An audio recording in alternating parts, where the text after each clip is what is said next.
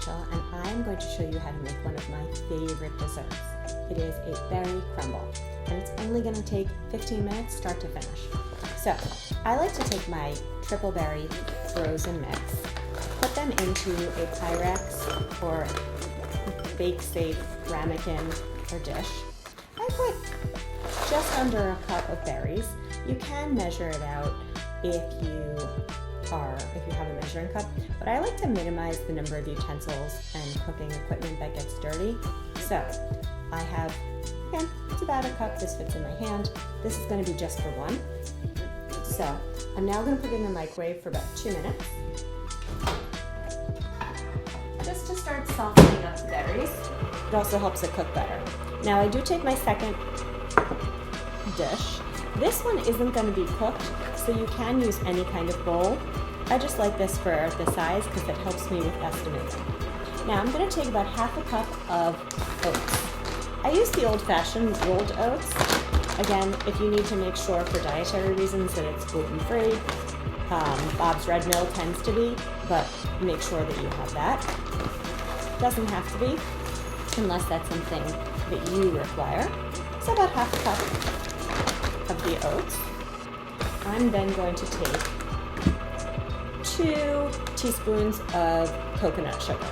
I like to use coconut sugar because it has sweetness, but it helps you keep a more stable blood sugar. White sugar tends to give you that high and then drop, whereas coconut sugar actually keeps your blood sugar a bit more stable, and that helps you have energy throughout the day. So I now am going to take Earth Balance. I have a dairy allergy, so I don't cook with real butter. You can feel free to use real butter in this if that's something you can use. Now, what I am going to do is take about, this is a teaspoon, so it's probably about more like 2 teaspoons. You want to use enough so that as you're mashing and combining, you get all of the oats and the sugar combined together. You don't want to melt it, because if you've ever seen crumbles or crumb cakes or those kinds of things, if you notice on the top, it's not just one thin coating. You want like texture to it. So by using either butter or a non-dairy substitute, that will help give that to you. I'm just going to take this out. So 2 minutes, you will see that it is hot. So if you have a wood surface, you want to not put that down, because you don't want to burn your counter. So I'm going to take this, keep combining. And again, I've now been making this berry crumble for myself a couple nights a week, for probably 2 years. So I have a good sense of just how much of my non-dairy butter I need and how much I like to have in it. I would always suggest starting with less and then adding more afterwards, because you can always add more to it if you find that it's not enough, or you still have lots of coconut sugar and oats that seem to be free-floating. But if you put in too much, you can't take it out. And the goal of this is just to have like a crumble on top, but instead of being made with white sugar and flour, the way that a lot of pastries are, this you're using the oats because oats have added value. They're a whole grain. They do actually have, in half a cup, 6 grams of protein in them. So they really are a good source of nutrition, as well as being very tasty. So I have it just about combined. And again, I could either put a little bit more margarine in or just spend an extra minute or 2 combining this.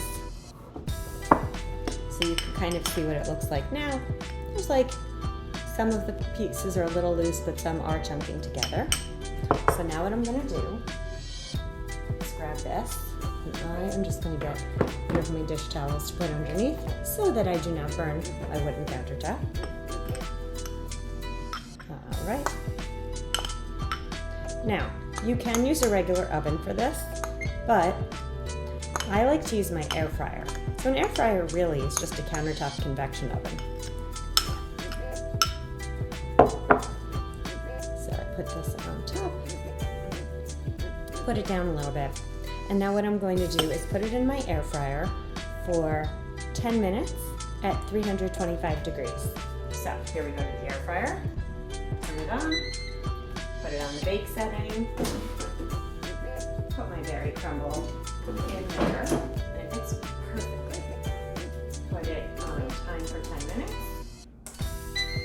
Voila! And now I can put this away, back in the refrigerator, put these in the cabinet, put the rest of my berries back in the freezer, and we'll be back in 10 minutes.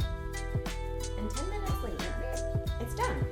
Now, I suggest taking a pot holder that opens like this, and it looks like I need a new one. But that way, as I reach in, I can grab it this way.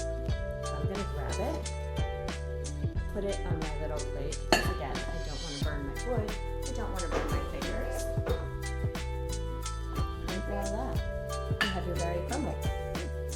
Doesn't this look delicious? Now, I would caution you, let it cool a little before eating because you don't want to burn your tongue. Because then you won't be able to taste how delicious the berries and the crumble are.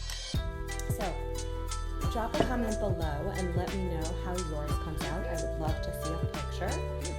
And be sure to subscribe so that you get to see all of the fun, quick, simple recipes that I am going to share with you.